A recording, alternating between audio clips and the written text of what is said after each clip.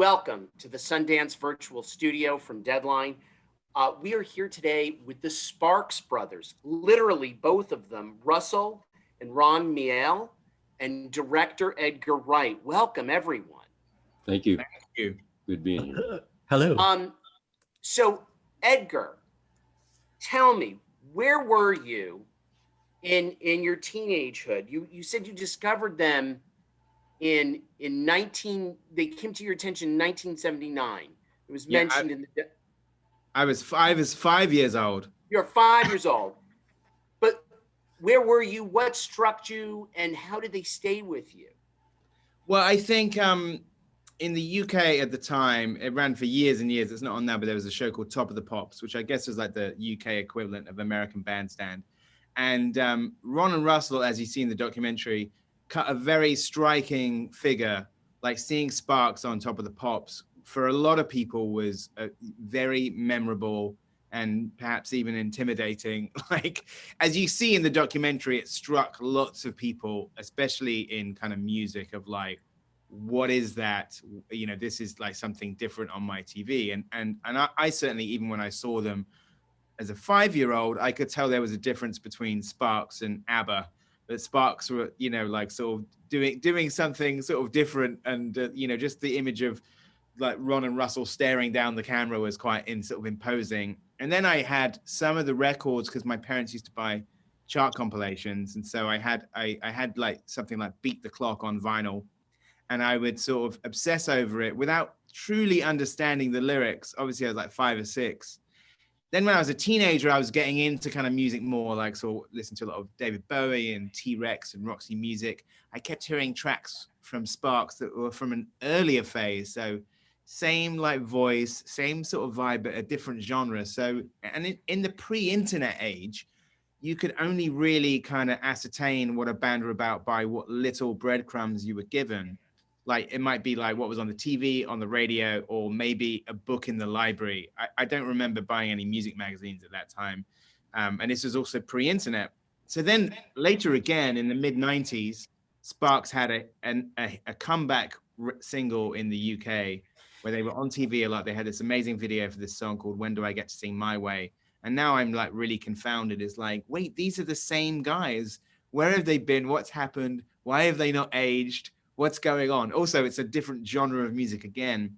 So I think in a way, making this documentary and in the last like 20 years, like sort of as Ron and Russell have continued to make great album after great album and sort of challenging themselves along the way, I was just really impressed that they seem to just kind of subvert the trajectory of most bands that have been going a long time. Most bands who are still touring that were like huge a while ago, at a certain point, most of them are coasting on their old hits. And Sparks weren't really doing that. And we're sort of picking up new fans along the way, which again just seemed like sort of highly unusual. So at a certain point, they were sort of a riddle to me that needed to be solved. And that then turned into me, I literally got them through Twitter when I looked for the Sparks account one day and found out that they followed me, which after having been a fan for like 30 years, I was like, oh my God. And then I discovered, because I was in LA at the time, that not only are they following me, that they only live like 25 minutes away from me. So within 24 hours, I was having breakfast with Ron and Russell, which was a big deal. And then later again, maybe in 2017, after I'd made Baby Driver, I was at a Sparks gig in Los Angeles with the director, Phil Lord, who's also a fan. And I was saying to Phil, whilst I was standing in the VIP balcony in between Steve Jones and Tony Basil, looking out at this crowd that were like, had, people from 16 to 60. And I said to Phil, I said, the only thing stopping this band from being as big as they should be is like, there should be some kind of like a documentary that can tell people the whole story and give them a bit of context. And Phil just said, you should make that movie. So that night, backstage, I pitched to Ron and Russell the idea of doing my first ever documentary about them. And guys, what do you say to this? We said, hell yeah. Yeah, yeah. What took you? We were, before we ever met Edgar, long before, we were huge fans of his films, and we just love the audacity of the films and the kind of anything goes kind of character to it. I mean, that really appealed to us, because we kind of try to apply that in some small way to our music. But we've always been resistant to any overtures by other directors or people that weren't even known to do a documentary about us, because we always felt that it would kind of diminish what people thought about us, that maybe their imagination of what we were was kind of them filling in the holes and things was stronger than what somebody coming in from the outside and actually making a very concrete representation of what we were would be. But when Edgar approached us, we had no hesitation at all. I mean, we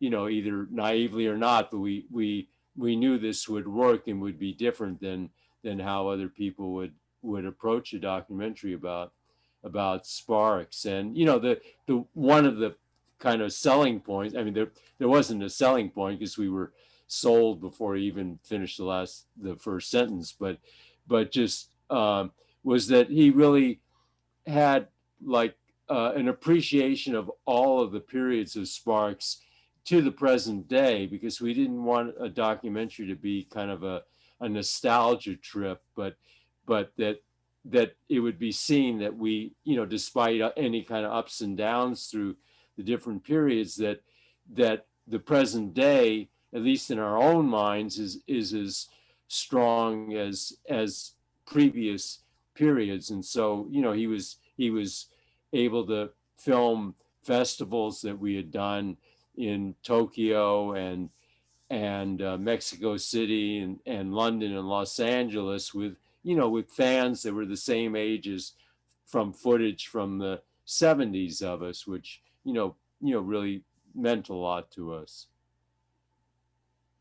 What would you say is the secret to your success over the years?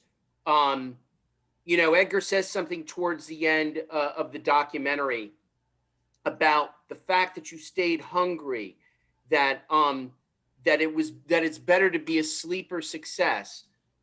What was it getting when you took control of your own music, which is what the digital age allowed, and you were able to produce your own albums and then hand it off to the record company and say, here, take it or leave it? Tell me about just staying afloat, because many bands haven't, as Edgar was saying, I mean, there are some bands that they've been fractured. There's one-hit wonders that have faded away, and you guys pack houses and continue to accentuate your style. Tell me about that. Well, I think it's always been from the beginning, even despite, the digital age coming in, where we've always kind of been our own bosses, and we've managed to find record labels throughout our career where you find one person who shares that same sort of, mentality musical mentality to want to support what we're doing. So I think we've been lucky in that way, that we've always found someone who would support us by releasing our record through any period, through ups and downs, because they also shared the same kind of, artistic vision that we had with what we're doing. But I think it's also that we've kind of never wavered off of that course, that we've never, whether we would have been able to or not, to change our course to make it more commercially acceptable, whatever that is, we're not capable of that. But also we have no desire to do something that's not really true to what our essence is in our kind of whole ethos. And so I think that's kind of the overlying thing, is that we've remained 100% true to doing exactly what we want to do. And if, and eventually we find someone who will support what we're doing, and then those people get proven right often when they say, look, I took a chance on this and it also worked commercially.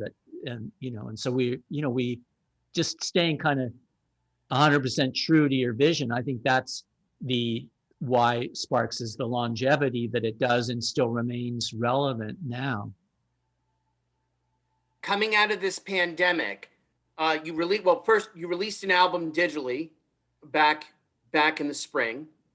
And then are you going to go back on tour? What are the hopeful plans in 2021? Well, the album was released. The latest album was released initially digitally, but then it's also been released on all physical formats as well. And because we're big fans of throughout the career, that we really feel that the artwork and everything the artwork conveys what it is, the sensibility of what the band is. So we're big proponents of objects like vinyl, and also so the latest